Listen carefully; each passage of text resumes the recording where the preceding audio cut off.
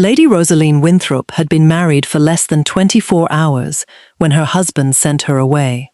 Not to another wing of his estate, not to a summer residence, but to the loneliest manor the Blackwood family still owned, a place so forgotten that even its servants believed no Duchess would ever live there again.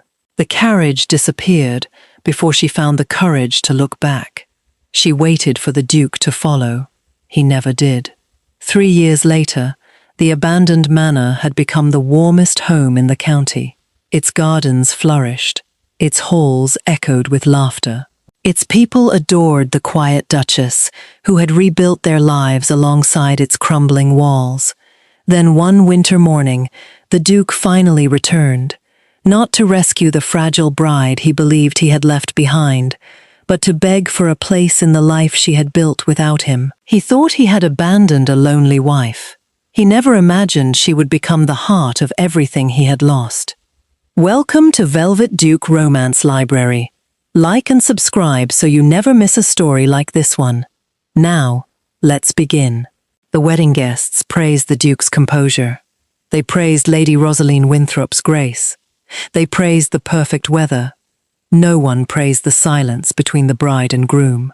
From the outside, the marriage appeared flawless. Inside the grand halls of Blackwood House, it had begun with careful politeness instead of joy. Rosaline noticed it long before anyone else did. Adrian Blackwood was never unkind. He greeted every guest with impeccable courtesy. He thanked every servant by name. He made certain elderly relatives were escorted safely through crowded rooms. He never once embarrassed his bride. Yet from the moment they exchanged vows, an invisible distance remained between them. Not coldness, not cruelty, simply absence. As evening settled over London, the final carriage departed. The musicians packed away their instruments. Candles burned lower inside the ballroom. The celebration quietly ended. Rosaline stood alone beside one of the tall drawing-room windows overlooking the gardens. Beyond the glass, lanterns flickered along the winding pathways. Everything looked exactly as she had imagined while growing up. Everything except the man she had married. She heard footsteps behind her. Adrian approached, carrying 2 crystal glasses. "I thought you might like some water." She accepted it with a grateful smile. "Thank you." For a few moments they simply stood together, watching servants extinguish lanterns one by one. Finally, she gathered enough courage to speak. "I've been wondering something." He looked toward her. "What is it? When do we leave for Blackwood House?" A barely noticeable hesitation crossed his face. "Tomorrow," she smiled. "I've heard the library is extraordinary." "It is. And the rose gardens? My mother keeps them beautifully." Rosaline's smile grew warmer. "I should like to see them." "You will." The answer sounded strangely careful, almost rehearsed. Before she could ask another question, a discreet knock interrupted them. Mr. Edwin Graves entered carrying a silver tray. Upon it rested a sealed envelope marked with the royal crest of the College of Physicians. The butler inclined his head respectfully. "Forgive the interruption, Your Grace. It arrived by special courier." Adrian accepted the letter. "Thank you, Graves." The elderly butler quietly withdrew. Rosaline noticed Adrian studying the seal without opening it. "You don't seem surprised." "I'm not." She waited. He finally broke the wax seal. The room became impossibly quiet. His eyes moved slowly across the page. Once, then again. His expression changed so subtly another person might never have noticed. Rosaline did. "What is it?" He folded the letter carefully. "Nothing requiring your concern." She smiled politely. "I suspect physicians rarely send congratulations after weddings." For the first time that day, Adrian almost smiled. "It appears my reputation for seriousness is already established."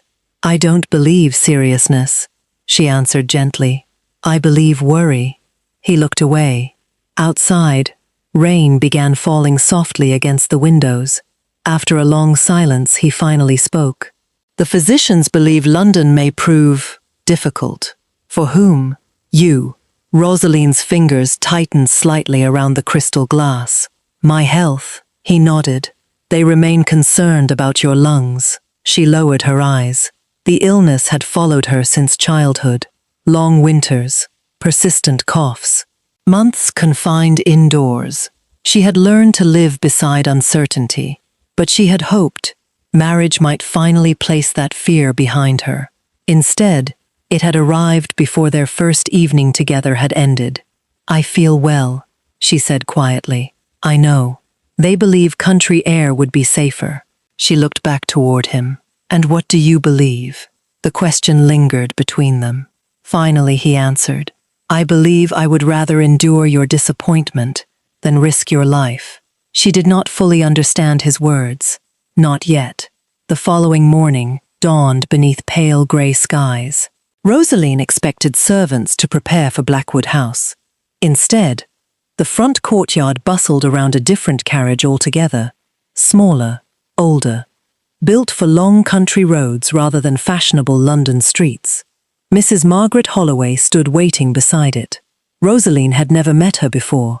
The kindly woman curtsied respectfully. Your Grace. Rosaline smiled. Good morning. Mrs. Holloway's expression held unmistakable sympathy. That alone unsettled her. Adrian joined them moments later. He carried no traveling trunk of his own. Only Rosaline's luggage had been loaded. She looked from the carriage. To him, then back again. Where are we going? He answered calmly. Blackwood Manor. She frowned slightly. I thought we were returning to Blackwood House.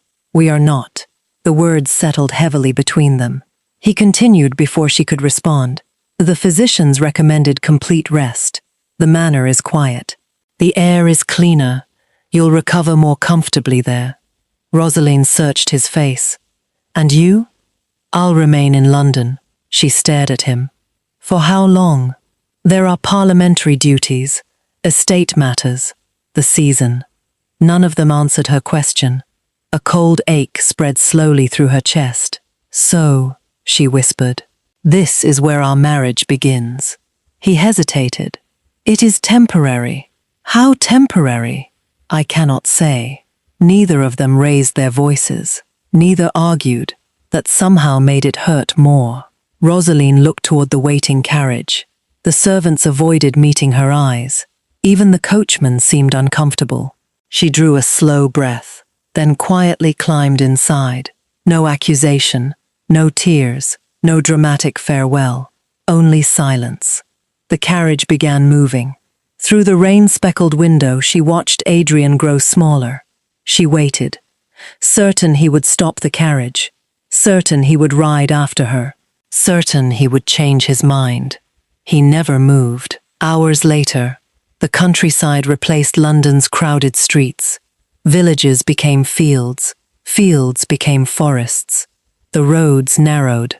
By late afternoon, the carriage finally rounded a bend. Blackwood Manor appeared beyond rows of ancient oaks. It was enormous, beautiful, and heartbreakingly lonely. Its grey stone walls stood weathered by decades of wind and rain. Several windows remained shuttered. The gardens had long surrendered to wild ivy. Empty fountains sat covered with moss. The house looked less abandoned than forgotten. Mrs. Holloway quietly opened the carriage door. Welcome home, Your Grace. Rosaline stepped onto the gravel drive. The wind carried only birdsong. No welcoming household. No musicians. No celebration. Only silence. Thomas Reed, the estate steward, greeted her with a respectful bow. 2 footmen carried her luggage inside. Emily Ashford, a timid young kitchen maid barely 18, peeked nervously from the doorway before disappearing again. Everyone seemed kind, everyone seemed hopeful, as though her arrival meant something far greater than welcoming a duchess. Mrs. Holloway gently led her through the entrance hall. Dust no longer covered the floors, but time lingered everywhere else. Portraits watched from dark walls. Long corridors stretched into quiet shadows. The once grand drawing room stood mostly empty. Furniture had been covered for years beneath white linen sheets. Only the fire in the great hall still burned brightly. Mrs. Holloway noticed Rosaline looking around. "We've done our best," she said softly. "There simply haven't been enough people." Rosaline smiled gently. "It isn't empty." Mrs. Holloway looked surprised. "No?" Rosaline glanced toward the servants quietly waiting nearby. "No, there are people here." That evening she unpacked alone.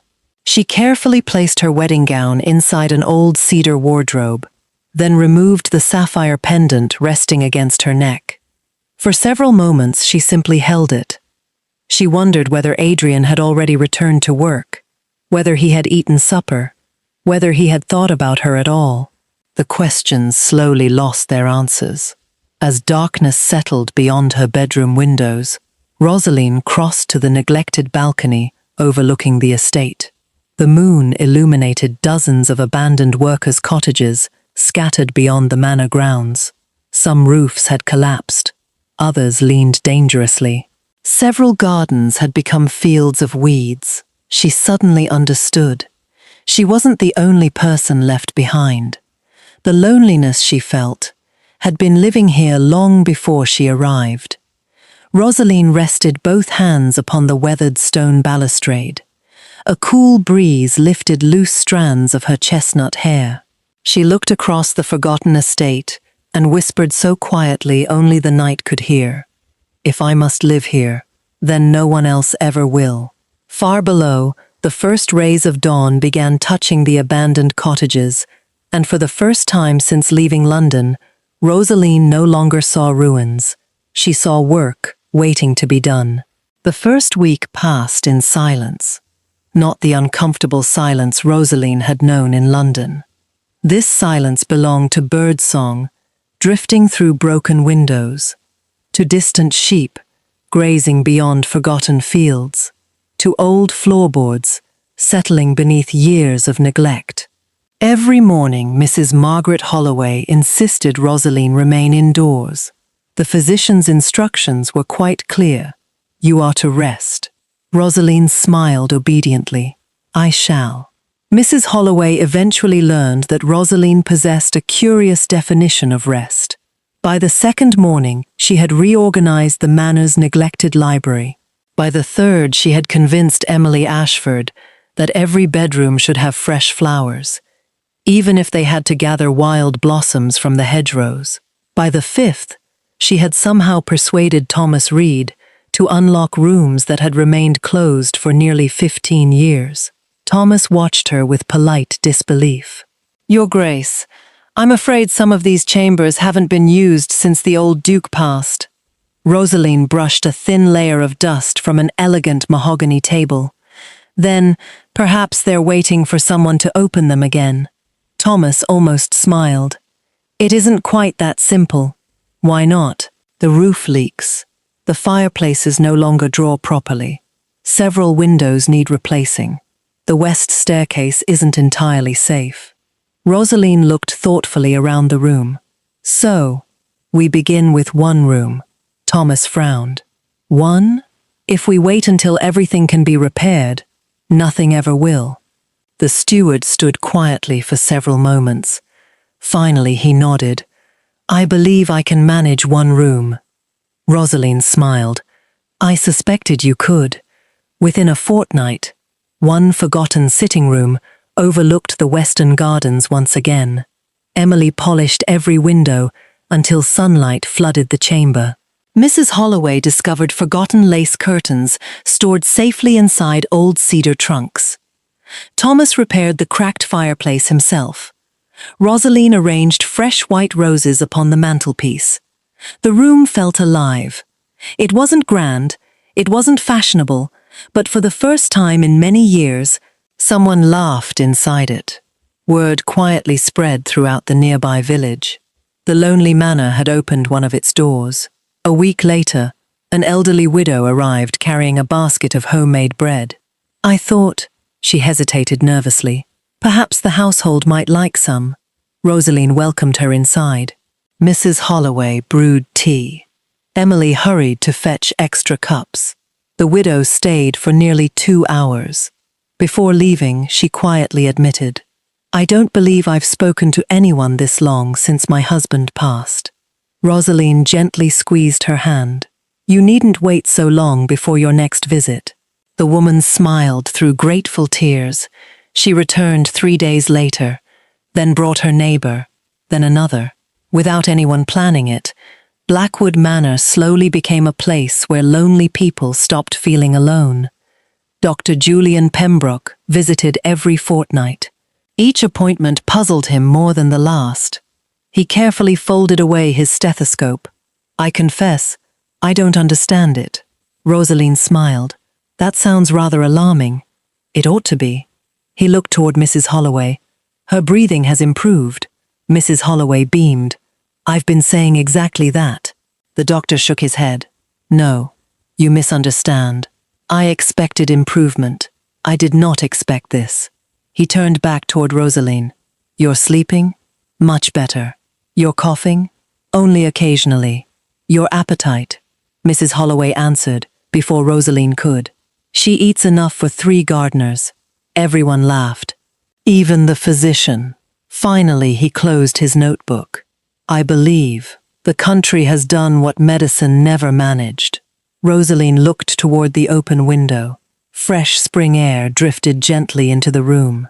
Perhaps it wasn't only the countryside. Perhaps healing required purpose. As spring deepened, the neglected gardens slowly awakened. Rosaline walked through them every morning carrying pruning shears far too large for her hands. Thomas repeatedly insisted upon helping. She repeatedly ignored him, until one afternoon he found her attempting to move an enormous stone planter by herself. Your Grace, she looked guilty. I nearly had it. Thomas raised one eyebrow. You nearly injured yourself, she laughed. I may have underestimated it. Without another word, Thomas called 2 gardeners. Together, they lifted the planter into its new place. Rosaline looked embarrassed. I suppose I could have asked. Thomas smiled. We all know that. It would simply save us finding your Grace beneath garden furniture. She laughed harder than she had in weeks. From then onward, she began asking. Not often, but enough. One rainy afternoon, Emily timidly knocked upon Rosaline's sitting room door. Your Grace? Rosaline looked up from her sewing. What is it? Emily hesitated. My younger brother, he cannot read. Rosaline gently laid aside her embroidery. How old is he? 9. And has no school? Emily shook her head. The nearest one closed years ago. Rosaline looked thoughtfully toward the rain falling beyond the windows. Then perhaps we should begin another. Emily blinked. You mean here? Why not? Within 3 weeks, the old nursery had become a classroom. Thomas repaired broken desks. Mrs. Holloway found shelves for books. Villagers donated slates and chalk. The first morning, only 4 children arrived. The following week, there were 11. Soon the cheerful sound of lessons drifted through corridors that had once echoed only with silence. Summer arrived. The abandoned orchards blossomed again. Vegetable gardens expanded. Empty cottages welcomed new tenants. Smoke rose from chimneys that had remained cold for years. Everywhere Rosaline walked, someone waved, someone smiled, someone stopped to share news. No one spoke to her because she was a duchess. They spoke because she remembered names, birthdays, illnesses, harvests, losses. Without noticing, she had become part of every family on the estate. Meanwhile, London remained exactly as Adrian Blackwood remembered it. Committee meetings, estate accounts, parliamentary dinners, endless correspondence. Every month, Thomas Reed faithfully submitted Blackwood Manor's financial reports. Adrian rarely lingered over them, until one evening. He frowned. The Western estate has increased production again. Mr. Edwin Graves nodded. Quite significantly. Adrian turned another page. Tenant occupancy has doubled. Another page. Repair costs have decreased. Another. The orchard is profitable. He looked up. I don't remember approving these improvements. Graves adjusted his spectacles. They required remarkably little expenditure. What made the difference? The butler quietly pointed toward the signature at the bottom of each report. Lady Rosaline Blackwood. Adrian stared at the elegant handwriting. Page after page, the same signature appeared. Garden restoration, tenant cottages, harvest yields, school accounts, livestock improvements, community expenses. Everything carried her name. He slowly closed the ledger. I wasn't aware, he paused, that my wife involved herself so closely in estate matters. Graves answered carefully. It would appear Her Grace has involved herself in rather more than the estate. Adrian looked thoughtfully toward the rain beyond his study windows. For reasons he couldn't explain, he found himself wondering whether the manor still felt as lonely as the day he had left her there. Hundreds of miles away, the answer arrived without him knowing. That evening, Blackwood Manor hosted its first community supper. Long wooden tables filled the great hall. Fresh bread, roasted vegetables, homemade pies. Children laughed openly. Old friends reunited. Musicians played softly near the fireplace. Rosaline moved from table to table, never sitting for long, always making certain everyone else had enough. As the evening drew to a close, a little orphaned girl named Alice quietly wandered toward her. Without saying a word, the child climbed into Rosaline's lap. Within moments, she had fallen asleep. Rosaline gently brushed a curl from the little girl's forehead. Mrs. Holloway smiled from across the room. Thomas quietly lowered his voice. No one's ever seen Alice trust anyone that quickly. Rosaline looked around the bustling hall. The manor no longer echoed. It breathed.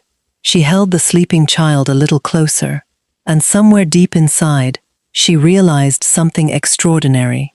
For the first time in her life, she was no longer waiting for someone to choose her. She had already found where she belonged. 3 winters came and went.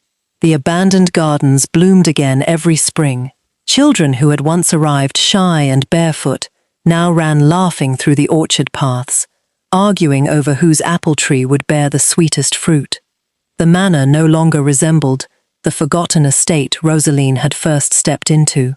Its windows glowed every evening. Fresh flowers decorated every corridor. The old nursery echoed with lessons each morning. The kitchens baked more bread than the household could possibly eat, because Mrs. Holloway insisted no widow or hungry child should ever leave the estate empty-handed. Somewhere during those 3 years, people stopped calling it the Lonely Manor. They simply called it home. Rosaline rarely noticed the change herself. She was too busy living it. One autumn morning, she crossed the courtyard, carrying a basket of herbs gathered from the kitchen garden. Before she reached the front steps, a little boy came racing toward her. "Lady Rose!" He threw his arms around her waist before remembering his manners.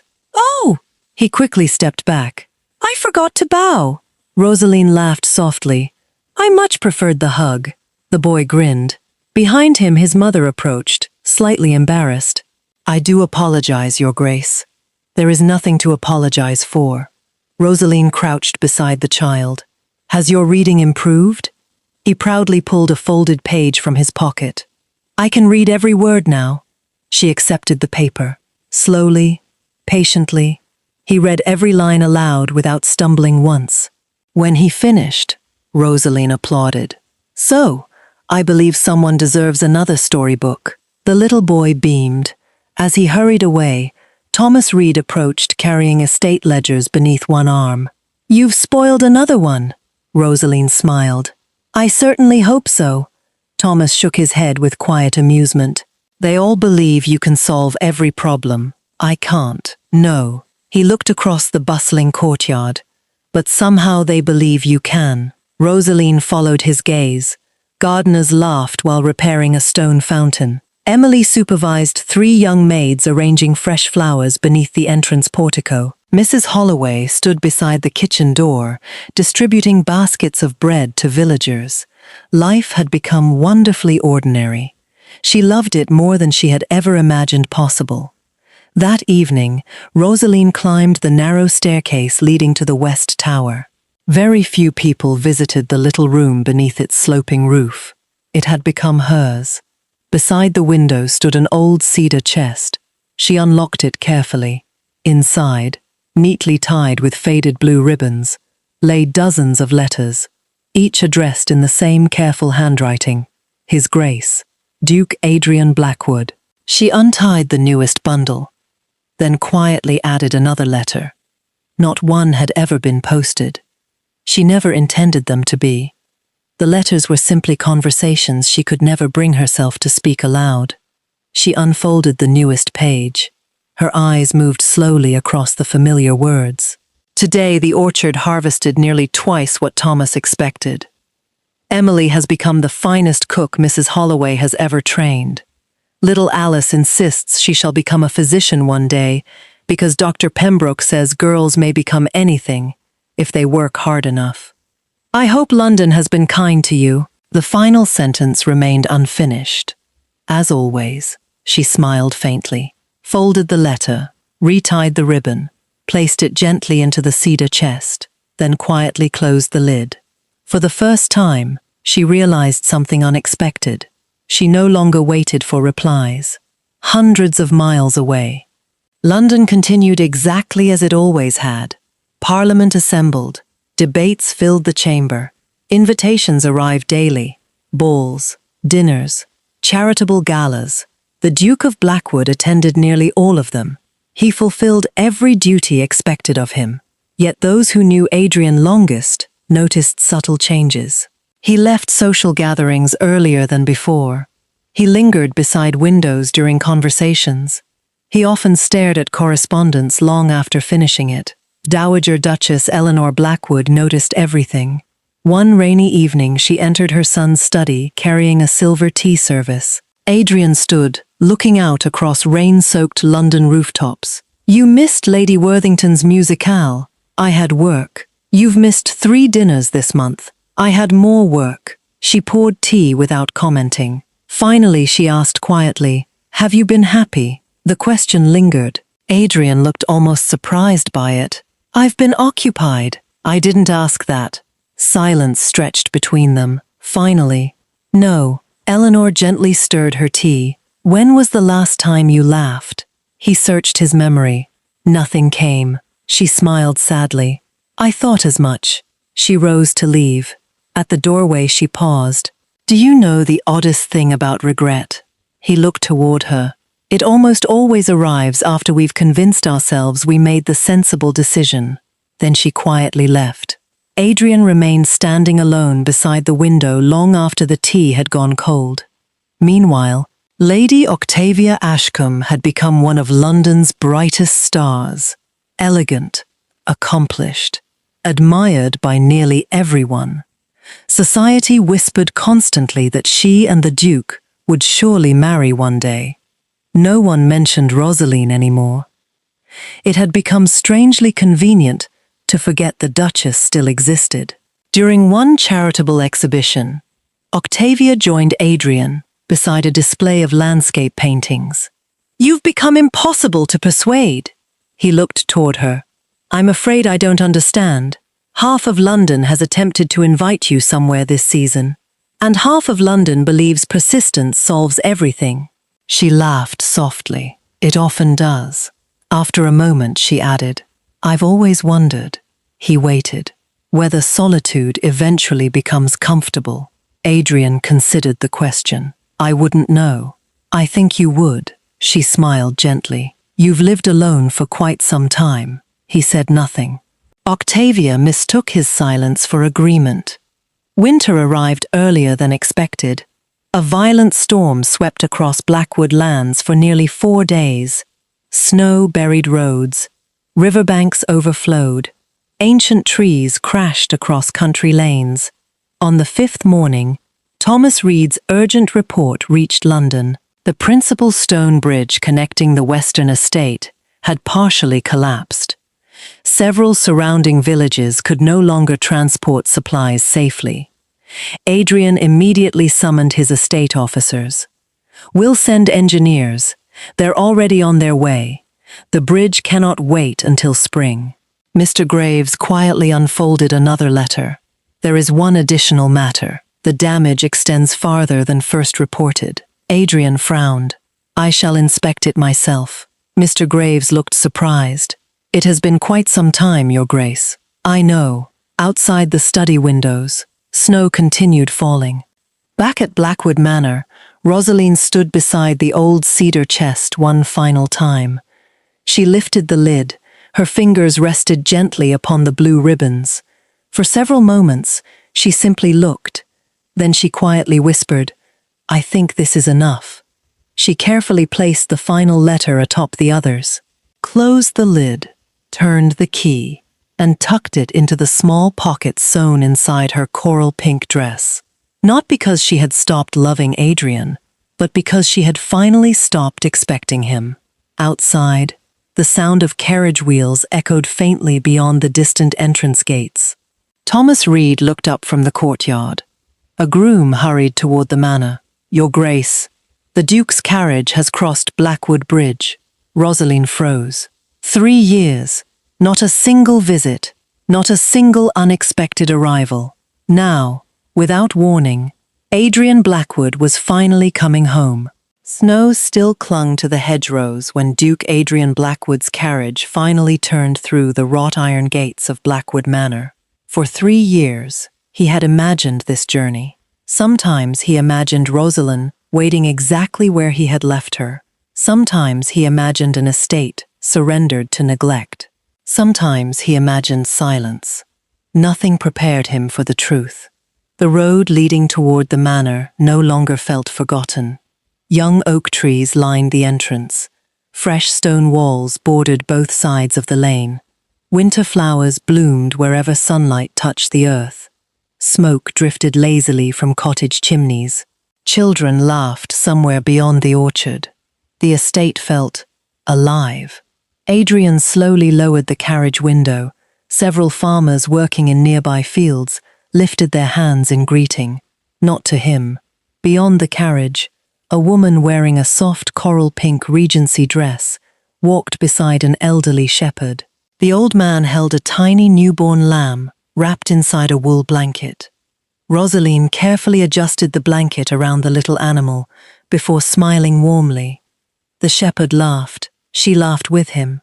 The sound reached Adrian through the cold morning air. He could not remember hearing her laugh like that. 3 children suddenly came racing toward her. One little girl slipped her mittened hand into Rosaline's without asking permission. Rosaline instinctively held it. No hesitation, no formality, simply affection. The carriage continued toward the manor. Adrian remained perfectly still. He had expected to find a lonely Duchess. Instead, he had found someone who belonged. Mrs. Margaret Holloway welcomed him beneath the entrance portico. Welcome home, Your Grace. The words struck him strangely. Home. He removed his gloves slowly while looking around the entrance hall. Nothing remained as he remembered. Fresh flowers decorated every table. The marble floors gleamed beneath warm afternoon sunlight. Portraits had been carefully restored. Open windows allowed crisp country air to drift through the corridors. Somewhere upstairs, children were laughing. Adrian looked toward Mrs. Holloway. The manor. He searched for the proper words. It feels different. Mrs. Holloway smiled proudly. It finally feels lived in. She accepted his coat. Her Grace believed empty rooms make lonely hearts, so she filled both. Thomas Reed entered carrying estate ledgers beneath one arm. He bowed respectfully. Welcome back, Your Grace. It's been some time. It has. The 2 men shook hands. I understand the bridge suffered considerable damage. It did. We've begun temporary repairs. We, Thomas nodded. Her Grace organized nearly every able-bodied villager before I could finish writing instructions. Adrian looked genuinely surprised. They volunteered? Thomas smiled. They insisted. Most of them would follow Lady Rose anywhere. The name lingered quietly in Adrian's thoughts. Lady Rose. Not Duchess. Not Your Grace. Simply Lady Rose.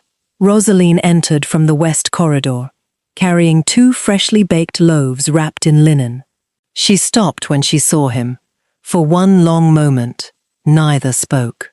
She curtsied politely. "Your Grace." He looked at her carefully. The frail young bride, he remembered, no longer existed. Her cheeks held healthy color. Her posture carried quiet confidence. Her sea-green eyes no longer searched his face for reassurance. She smiled warmly. "Welcome to Blackwood Manor. No accusation, no resentment, only perfect courtesy." Somehow, that hurt far more. "I hope your journey was comfortable." It was. "You'll be staying in the East Wing. I've already had everything prepared." She spoke exactly as she would to any honored guest. Not her husband. "I appreciate that." She inclined her head. "If you'll excuse me, I promised fresh bread before luncheon." She continued toward the entrance. Immediately, several village children surrounded her. One little boy proudly held up a drawing. Rosaline crouched beside him. "It's wonderful. You remembered the old oak exactly." The little boy grinned. "I practiced. I can tell." She gently ruffled his hair. Another child tugged lightly at her sleeve. "Lady Rose, my grandmother made jam. She says you'll like it." Rosaline accepted the small jar with genuine delight. "Then you must tell her I'll bring fresh roses tomorrow." The children laughed before racing away again. Adrian watched quietly. No one approached her because of her title. They approached because they loved her. Later that afternoon, Thomas escorted Adrian through the estate. Everywhere they walked, Rosaline's kindness had left its mark. The abandoned blacksmith's forge rang with steady work. The orchards stretched farther than Adrian remembered. Fresh vegetables filled neatly tended gardens. New roofs covered cottages that had once stood empty. What happened here? Thomas looked around, almost proudly. Her Grace happened. He pointed toward a row of cottages. Every widow received firewood before winter. Another path. The school reopened because she refused to believe children should grow up unable to read. The dairy. She expanded the herd. The bakery. She hired women whose husbands had fallen on difficult times. Thomas paused. "We believed she was restoring the manor." He smiled. "Eventually we realized she was restoring everyone." As they crossed the village square, an elderly widow struggled toward the well, carrying 2 heavy wooden buckets. Without thinking, Adrian stepped forward. "Please, allow me." The woman looked up. Recognition crossed her face. She smiled politely. "Thank you, Your Grace." Her hands remained firmly around the buckets. "I can manage." He reached again. "I insist." The widow hesitated, then answered with gentle honesty. "I'm afraid Lady Rose always carries these with me on Thursdays. I wouldn't wish her to think I've replaced her." There was no insult, no bitterness, only affection. Adrian slowly lowered his hand. "I understand." She smiled warmly. "I expect you do." Then she continued home alone. Adrian watched until she disappeared beyond the cottages. Thomas said nothing. There was nothing to explain. Love like that could never be ordered. It could only be earned. They continued walking toward the repaired sheep pens. Several children chased one another across the nearby field. One little girl stopped when she noticed Adrian. She looked uncertain, then quietly tugged Thomas's coat. "Mr. Reed?" Thomas bent slightly. "Yes?" She glanced nervously toward Adrian before whispering, "Is he staying?" Thomas smiled gently. "I believe so." The little girl thought about that, then asked the question that quietly shattered Adrian. "Lady Rose isn't leaving, is she?" Thomas answered without hesitation. "No." The little girl's shoulders relaxed immediately. "Good." She smiled brightly, then ran after the other children. Adrian remained completely still. Not one child feared the Duke. They feared losing Rosaline, and suddenly he understood why. As evening approached, music drifted softly from the old nursery. Adrian followed the sound.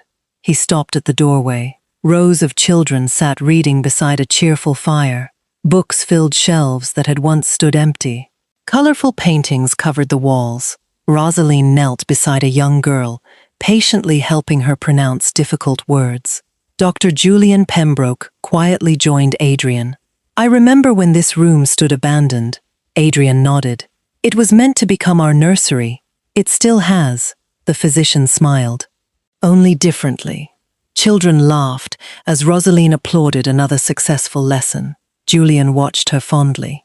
"When I first met Her Grace, I feared she would spend her life trying to survive." He looked toward Adrian. "I never imagined she'd spend it teaching everyone else how to live." Night settled peacefully across Blackwood Manor. Rosaline stood alone inside the greenhouse, covering delicate rose cuttings, before the temperature fell. She sensed footsteps behind her. Without turning, "You've followed me 3 times today." Adrian smiled faintly. "I hadn't realized I was becoming predictable." "You haven't." She adjusted another flower pot. "I've simply become rather observant." Warm lantern light filled the greenhouse. Winter roses stretched between them. After a long silence, Adrian finally spoke. "I owe you an apology." Rosaline looked at him. "For which part?" There was no accusation in her voice, only quiet honesty. He searched for an answer. None seemed enough. "I didn't understand what I was asking you to leave behind." She looked around the greenhouse, then toward the glowing manor beyond the glass. "I didn't either." Silence settled gently between them. Finally she smiled. "I should finish before frost arrives." Without another word, Adrian quietly picked up a second watering can. Together, they watered the roses beneath warm lantern light. Neither spoke, neither hurried. For the first time since the day after their wedding, they simply shared the same quiet. Long after midnight, unable to sleep, Adrian wandered the silent corridors. A faint candle still burned beneath the west tower door. He gently pushed it open. The room stood empty. Moonlight spilled across polished floorboards. Beside the window rested an old cedar chest. Its brass lock gleamed softly in the darkness. Something about it drew him closer. He didn't touch it. He simply stood before it. For reasons he could not explain, he felt certain whatever rested inside had waited for him far longer than he deserved. The candle had almost burned to its base. Still, Adrian remained standing before the cedar chest. Moonlight spilled across the quiet room. He had no business being there. Every instinct told him to leave. The room belonged to Rosaline. Its silence belonged to Rosaline. Its memories belonged to Rosaline. Yet the worn cedar chest resting beneath the window felt almost alive, not because it was beautiful, because it had clearly been opened countless times. Its brass handle had grown smooth beneath years of gentle hands. Adrian slowly stepped closer. For several moments, he simply looked. Then, very carefully, he lifted the lid.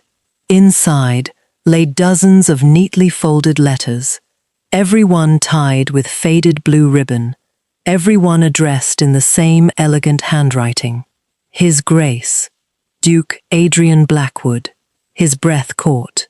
He picked up the first bundle. The ribbon had faded almost white. He untied it carefully. The date, 3 years earlier, only weeks after their wedding. He returned to his room before reading. The manor remained completely silent.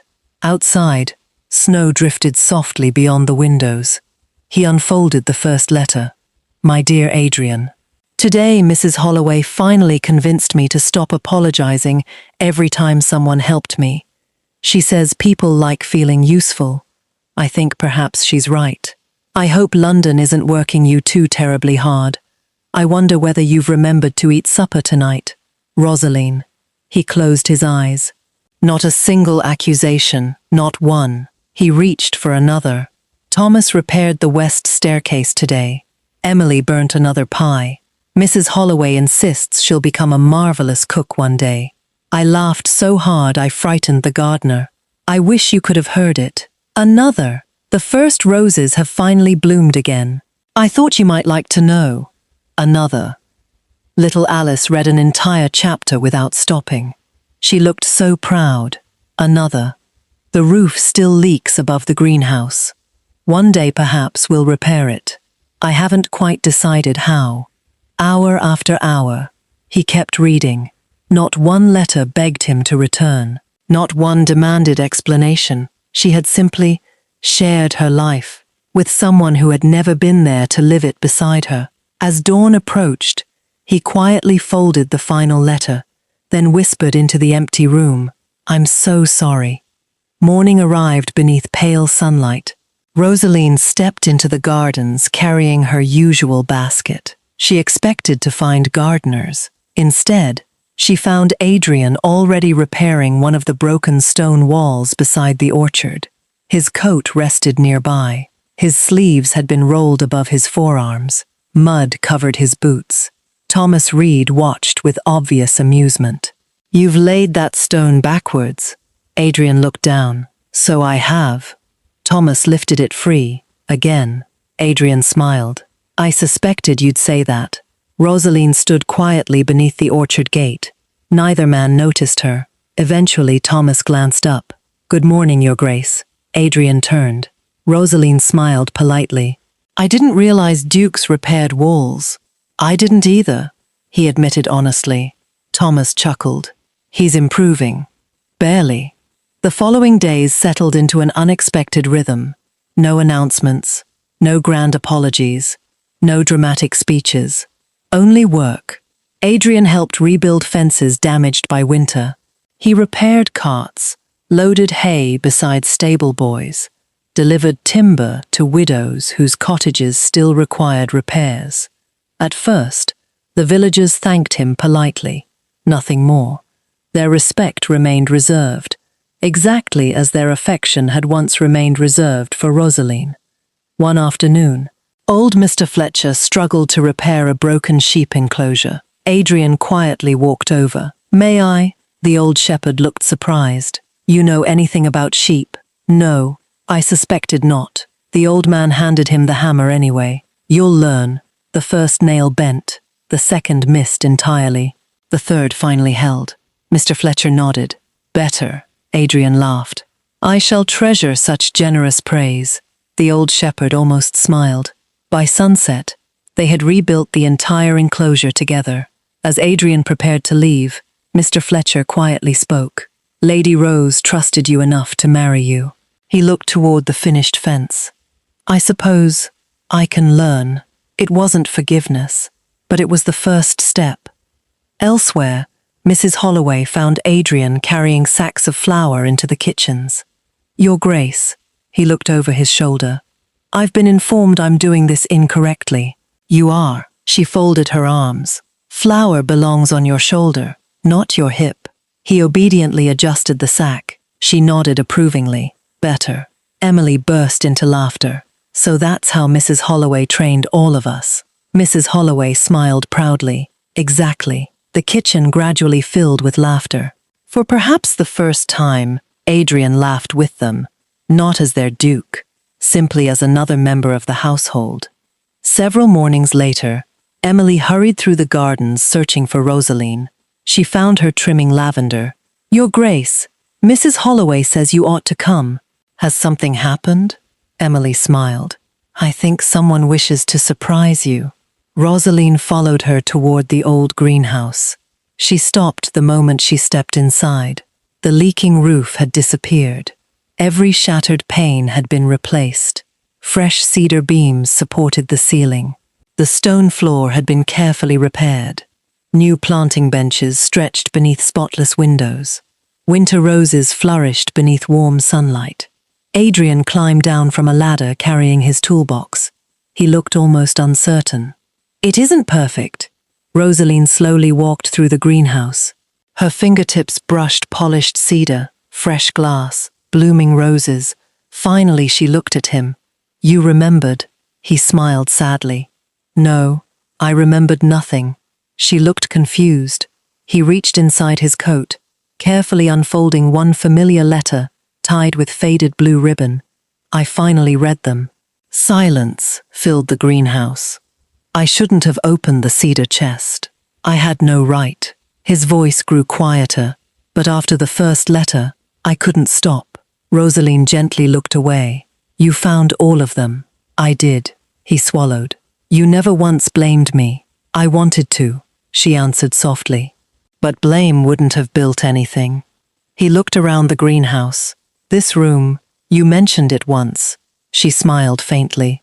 I never imagined anyone would remember. I didn't, he admitted. The letters remembered for me. For several moments, neither spoke. Finally, Adrian whispered, I missed your entire life. Rosaline looked toward the roses blooming around them. So did I. That evening, Lady Octavia Ashcombe arrived from London. The household welcomed her warmly. She admired the restored manor with genuine surprise. I confess, society has described something entirely different. Mrs. Holloway smiled. Society rarely visits. Over supper, conversation remained pleasant, until Octavia finally turned toward Adrian. The parliamentary committee reconvenes next week. I know. They're expecting you. I know. She hesitated. Then, when do you intend returning? Adrian answered calmly. I haven't decided. Octavia blinked. The estate still requires me. She glanced toward Rosaline. I imagine matters here now manage themselves rather well. Before Rosaline could answer, Adrian quietly replied, They do. That isn't why I'm staying. Octavia understood. She looked from Adrian to Rosaline, then smiled with quiet dignity. I believe I've arrived 3 years too late. She rose gracefully. Lady Rosaline, you've built something extraordinary. Rosaline inclined her head warmly. So have you. Octavia smiled sadly. I fear only one of us chose the correct place. Without another word, she departed. Preparations for the spring festival soon filled every corner of the estate. Children painted banners. Gardeners decorated every pathway. Thomas supervised lanterns. Mrs. Holloway baked without pause. Emily rehearsed songs with the school children. The entire estate buzzed with joyful anticipation. Late that evening, Rosaline quietly found Thomas inspecting the newly repaired bridge. May I ask you something? Always. She hesitated. If another forgotten estate somewhere in England needed rebuilding, Thomas smiled. I imagine you'd volunteer immediately. She didn't smile back. His expression slowly changed. You aren't joking. No. Silence settled between them. Finally, you intend to leave. Rosaline looked toward the river. I haven't decided, but you've considered it. She nodded. If Adrian stays here, people will always believe he sacrificed his future for me. Thomas frowned. So? I don't want that. He deserves a life unshadowed by my choices. Thomas stared at her. And what about yours? She opened her mouth. Nothing came. For the first time in years, Rosaline had no answer. Thomas quietly placed one hand upon the bridge railing. You rebuilt every home on this estate. He looked gently toward her. Don't forget, you deserve one too. Rosaline remained standing beside the river long after Thomas had gone. For the first time since Adrian returned, she wondered whether loving him might mean leaving him. That same evening, Dowager Duchess Eleanor found Adrian hanging lanterns beneath the old oak. You've changed. I hope so. She smiled. What happens tomorrow? Adrian looked toward the manor glowing warmly against the evening sky. Tomorrow, I finally tell the truth. And if she cannot forgive you? He watched Rosaline standing alone beside the river in the distance. His answer came without hesitation. Then I'll spend the rest of my life becoming the man she deserved on our wedding day. Far across the estate, Rosaline turned toward the manor. Though neither could hear the other's thoughts, both stood beneath the same fading sunset. Both loved, both feared, and for the first time, neither knew what tomorrow would bring. Spring arrived gently across Blackwood Manor. The orchards burst into blossom. Fresh roses climbed every stone wall. The restored bridge welcomed travelers once again. For the first time in generations, the estate prepared for its spring festival. Years earlier, it had begun with a single table placed beneath the old oak. Now, every lane leading to Blackwood Manor, filled with wagons carrying families, musicians, merchants, and neighbors from surrounding villages. No invitations had been sent. None were necessary. The gates stood open, as Rosaline believed they always should. Morning sunlight poured across the great lawn. Children chased brightly colored ribbons between flowering apple trees. Fresh bread filled wicker baskets outside the kitchens.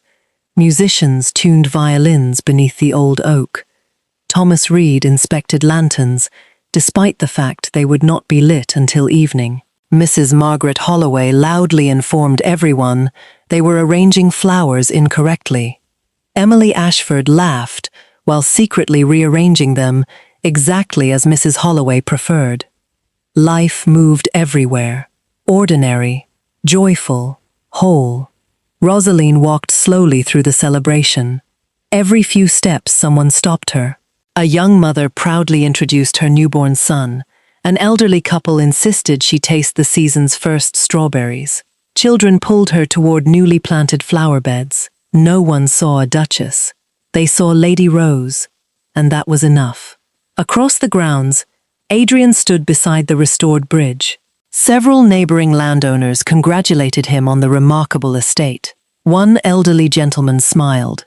"You've transformed Blackwood Manor." Adrian quietly shook his head. "No, my wife did." Another praised the school. "My wife." Another admired the prosperous farms. "My wife." Another spoke of the flourishing orchards. Again, "My wife." Each answer came more naturally than the last. Not because humility required it, because truth did. Dr. Julian Pembroke eventually found Rosaline beneath the rose arbor. He handed her a small glass of elderflower cordial. "I've been searching for my healthiest patient." She accepted it with a smile. "I hope you found her." "I certainly have." He studied her for a long moment. "When you first arrived, I feared every winter. So did I. I no longer do." Rosaline looked across the estate. Children laughed. The school bell rang softly in the distance. Fresh bread emerged from the kitchens. "I don't think about illness anymore," Julian smiled warmly. "No, I believe you've simply become too busy living." As evening approached, Thomas climbed onto the small wooden platform usually reserved for musicians. He gently struck a spoon against his glass. The conversation slowly faded. Music stopped. Hundreds of faces turned toward him. Thomas smiled. "I've organized many festivals. This one belongs to someone else." He looked toward Adrian. "Your Grace." Adrian frowned slightly. This had not been arranged. Thomas simply stepped down. The platform now belonged to him. Adrian slowly walked forward. For a long moment, he said nothing. His eyes moved across every familiar face. Farmers, servants, widows, children, teachers, gardeners, families. Everything surrounding him had grown because of one woman. He drew a slow breath. "When I inherited the Blackwood title, I believed my greatest responsibility was protecting my family's estates. The gardens became completely still. I believed wealth, security, distance could protect the people I loved." He looked toward Rosaline. "I was wrong." Silence settled across the festival. 3 years ago, I sent my wife here believing I had given her safety. The truth, his voice grew quieter, I gave her loneliness. He paused, and she answered it with kindness. He looked around the estate. I expected to return to a neglected manor.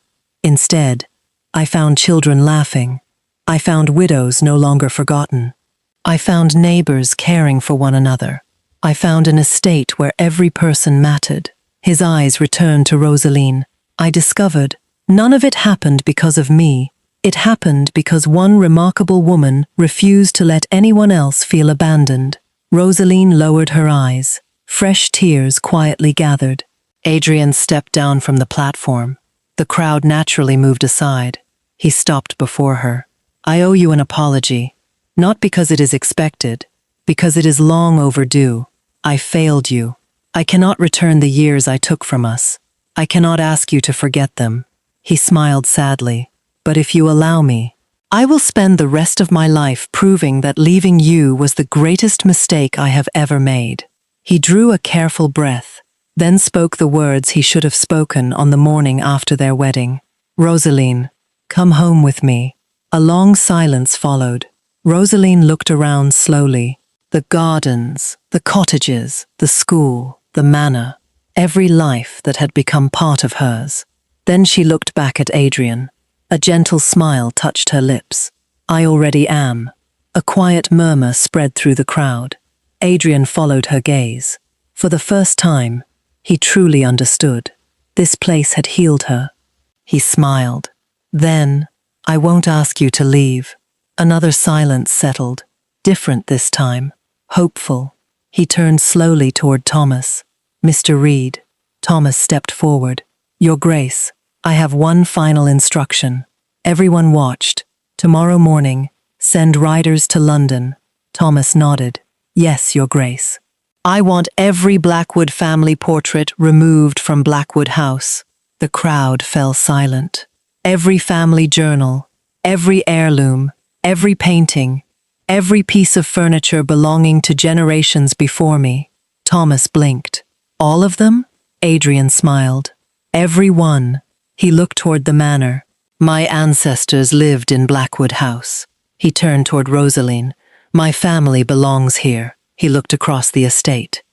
"The permanent seat of the House of Blackwood will remain at Blackwood Manor, forever." No one spoke. Even the wind seemed to pause. Mrs. Holloway quietly covered her mouth. Emily openly cried. Thomas slowly smiled. "I'll see to it personally." Adrian nodded gratefully. "Thank you." He looked once more toward Rosaline. "I spent years believing a family's legacy lived inside grand halls." He smiled softly. "It lives wherever people choose one another." Applause slowly began. One pair of hands, then another. Soon the entire festival echoed with celebration. Children cheered, villagers embraced, even neighboring landowners stood applauding.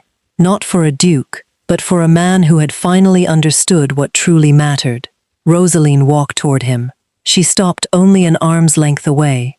"You'd truly leave London behind?" He smiled. "I already have." She searched his face. "Are you certain?" He looked around. The orchards, the bridge, the school, the glowing windows of Blackwood Manor, the people laughing together. Finally, he looked back at her. "I spent 3 years believing.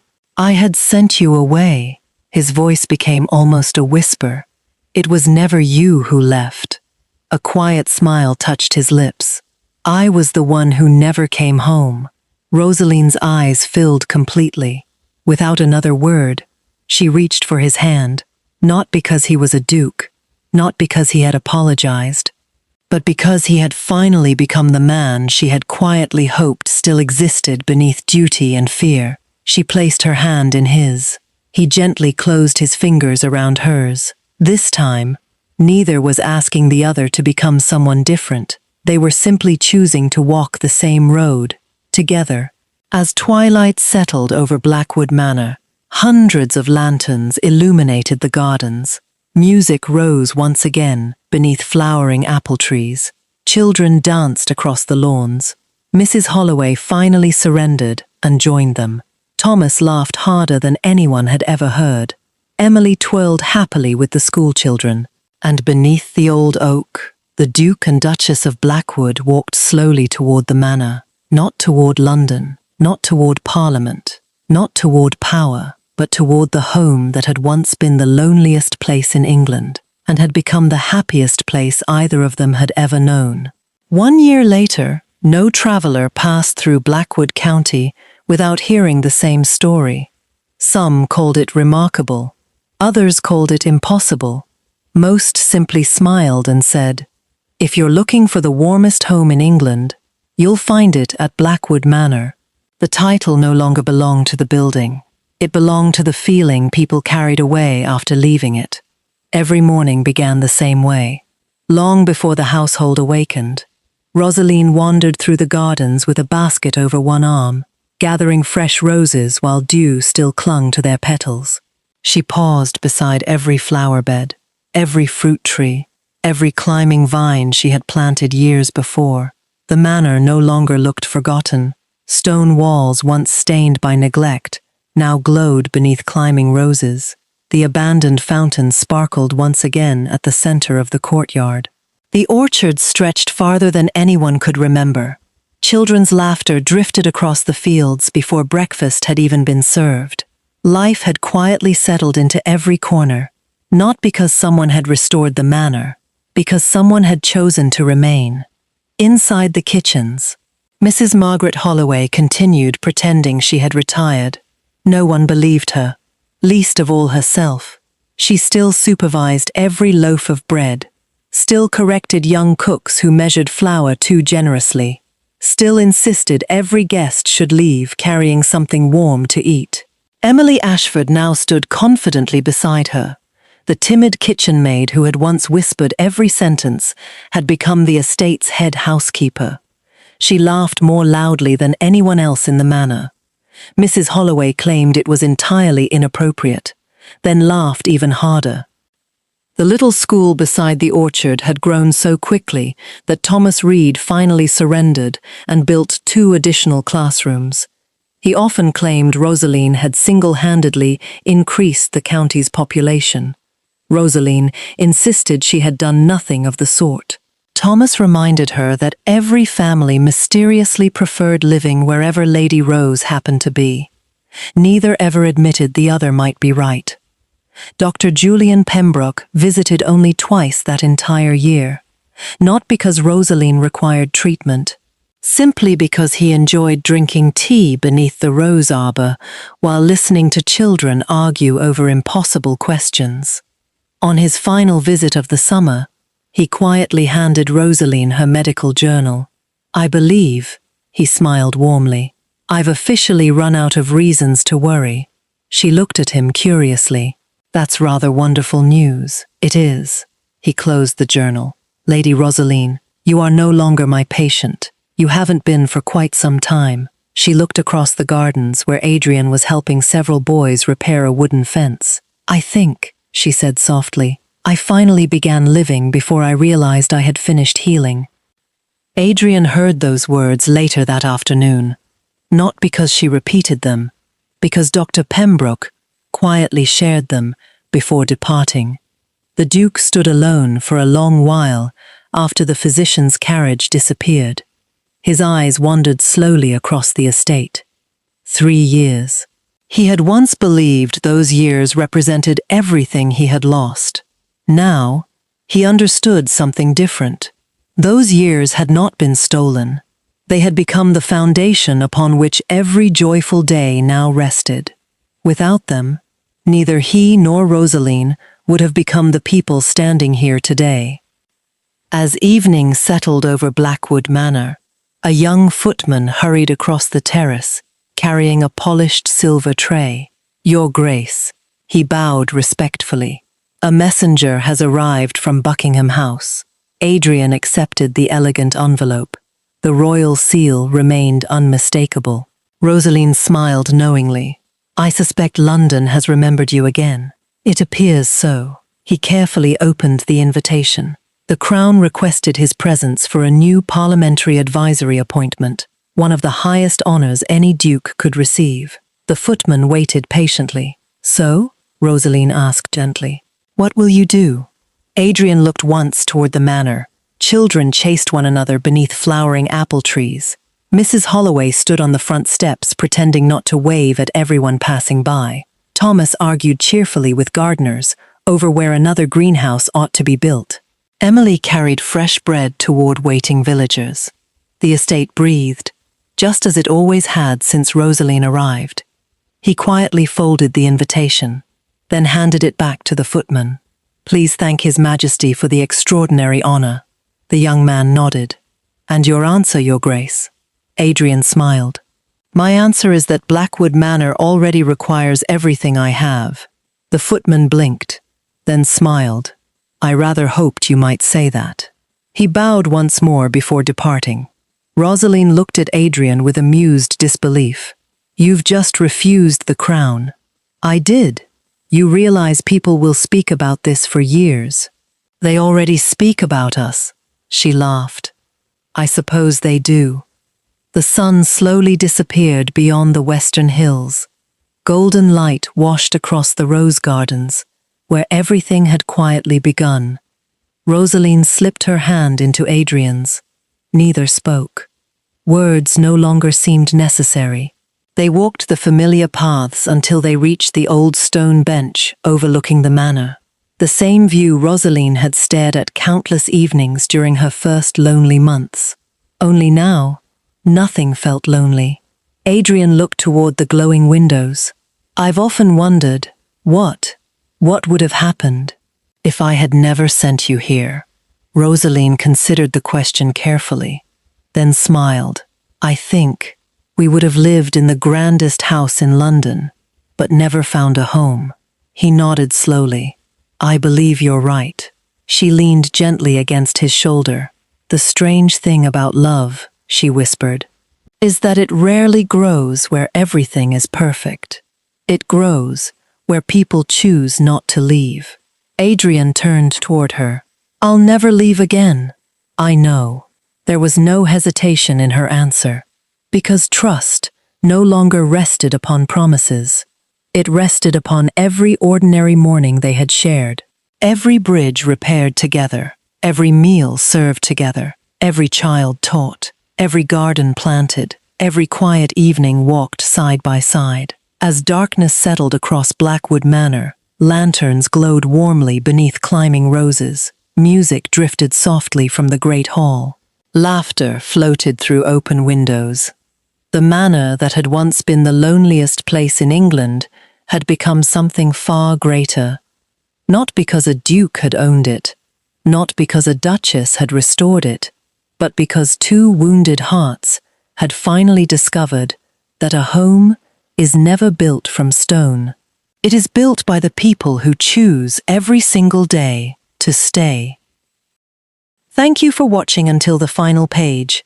Every duke, every duchess, every quiet heartbreak, every romance, they only live because you're here listening. Subscribe so you never miss the next one.